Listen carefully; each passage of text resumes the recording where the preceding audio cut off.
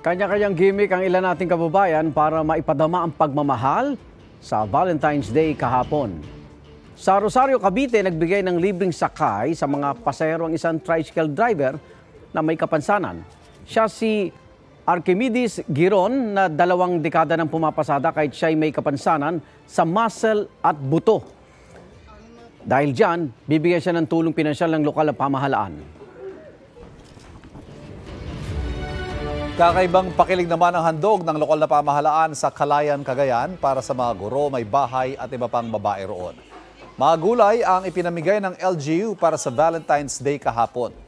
Ayon sa LGU, mas mabuti ng gulay ang ibigay kaysa bulaklak dahil makabubuti ito sa kalusugan. Igan, mauna ka sa mga balita. Mag-subscribe sa GMA Integrated News sa YouTube. Sa mga kapuso abroad, subaybayan nyo kami sa GMA Pinoy TV at sa www.gmanews.tv.